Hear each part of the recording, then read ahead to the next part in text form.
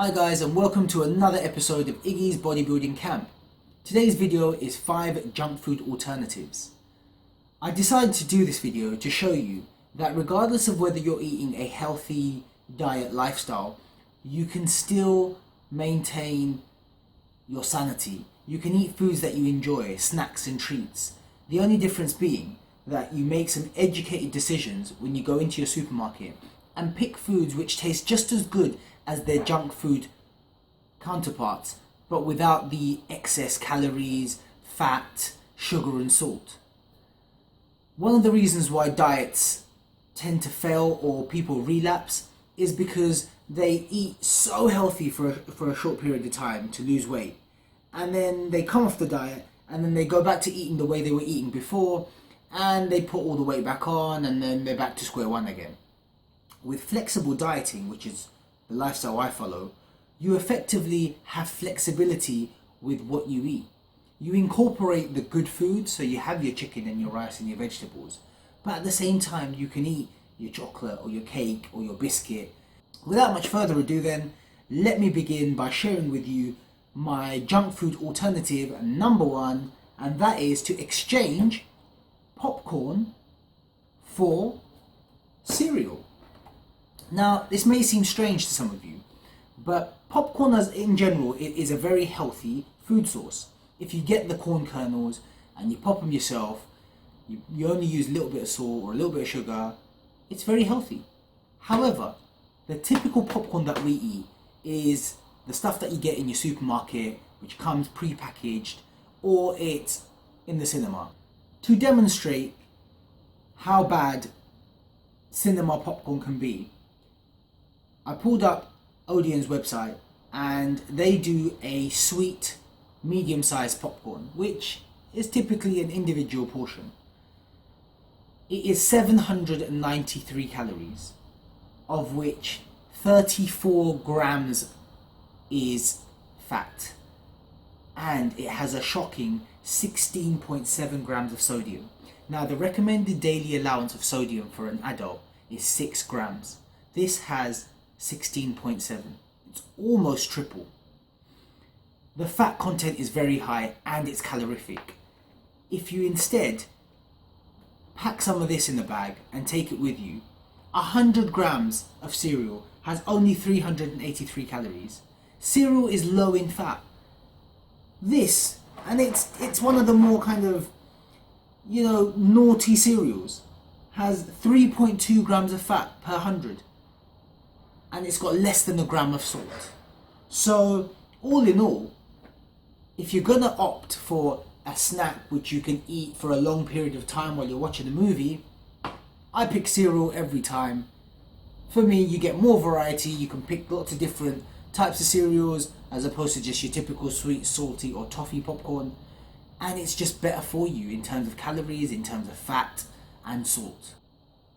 Junk food alternative number 2 is Jaffa Cakes.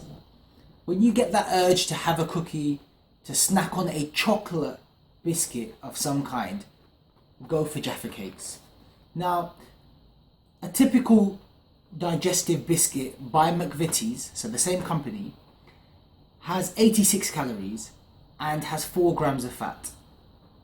Jaffa Cake, one of these, has only 46 calories and only 1 gram of fat. So effectively, a quarter of the fat with half the calories.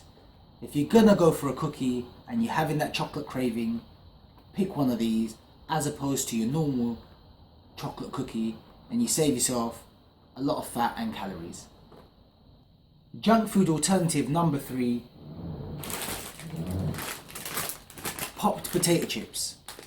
Now, normal potato chips, so I use Pringles as an example. 100 grams of Pringles has 511 calories and 32 grams of fat.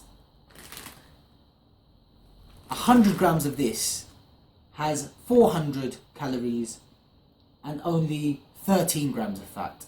So you're much better off with this than you are with the Pringles because they are not fried, so there's a lot less oil. Even the saturates of the 13.5 grams of fat, it's only 1.6 grams saturates. So it's just a better alternative.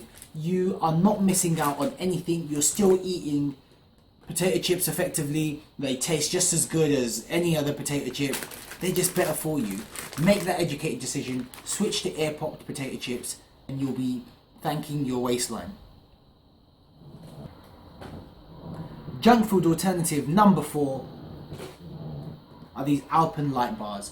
There's a whole variety of flavors. They do banoffee, they've got a Jaffa cake, they've got a double chocolate, and they are super low in calories. One of these bars is only 65 calories and has only 1.2 grams of fat. It's also got a massive 4 grams of fiber. Now, if you compare this to a normal candy bar, I use a Snickers bar as an example. Snickers has 240 calories and 11.7 grams of fat. This has 65 calories and 1.2 grams of fat. They're about the same size. The only difference is 4 of these equals 1 of these. So if you're craving a chocolate bar, you're really not going to get anything better than this. I mean, I could eat a whole box of these and that's like 300 calories. It really is just an awesome alternative. Save the best till last is Hartley's jelly.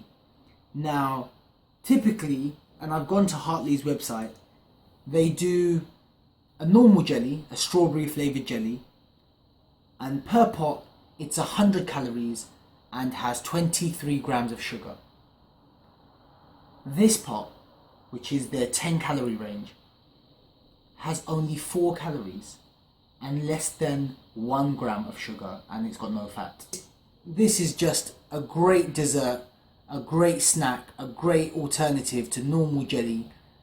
It's sweet, it tastes delicious, and barely registers in terms of calories. You really are not going to get anything better than this. So that's my junk food alternative number 5.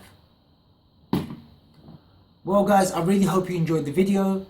I just wanted to show you that you can still eat all the things you like eating. You can have all the junk that you want, you can have the snacks, but just make those sensible choices and pick better options, better alternatives. Hope you enjoyed the video. If you did, please remember to comment, like, share and subscribe. Continue to live the life, be the best version of yourself that you can be, and I will see you next time.